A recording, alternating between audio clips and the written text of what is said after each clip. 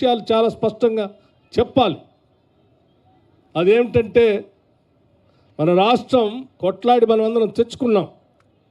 రాష్ట్రం వస్తే అందరికీ ఉద్యోగాలు వస్తాయని, రాష్ట్రం వస్తే అందరం ఆత్మగౌరవంతో బతకొచ్చని, రాష్ట్రం వస్తే నీటిపారుదల ప్రాజెక్టులు బ్రహ్మాండంగా వస్తాయని, రాష్ట్రం వస్తే ఈ దేశంలోనే అగ్రగామిగా ఎదిగే విధంగా మన రాష్ట్రం తయారవుతుందని, ఈ రాష్ట్రంలో మనందరం తలెత్తుకొని బతకొచ్చు అనేటువంటి ఆలోచనతోనే దశాబ్దాలు పోరాటం చేస్తే కాంగ్రెస్ పార్టీ ఆలోచన చేసి శ్రీమతి సోనియా గాంధీ గారు యూపీఏ చైర్పర్సన్గా ఉండి ఆనాడు మన్మోహన్ సింగ్ గారి నాయకత్వంలో తెలంగాణ రాష్ట్రాన్ని ఇవ్వటం జరిగింది. మీ అందరికీ తెలిసిందే, 10 సంవత్సరాలు మరి ఈ రాష్ట్రంలో అనేక వాగ్దానాలు చేశారు.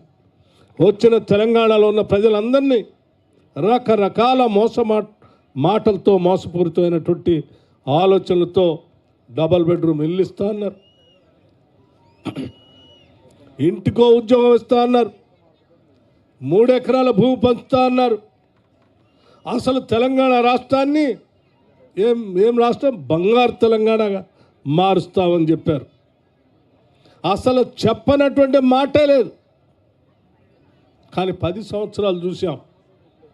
ధనిక రాష్ట్రంగా ఉన్నటువంటి రాష్ట్రాన్ని వారి చేతుల్లో పెడితే ₹1,00,000 రుణమాఫీ చేస్తా అని చెప్పి ఆ రుణమాఫీ సంబంధించి కూడా మొదటి దఫా 14 నుంచి 18 వరకు 4 దఫాలుగా చేసి ఆ ₹1,00,000 రుణాన్ని బ్యాంకుల్లో వడ్డీ పెరిగిపోయి ఈ 4 దఫాలు చేసినటువంటి రుణమాఫీ వడ్డీ సరిపోయింది, అసలు మాత్రం అలాగే మిగిలిపోయింది.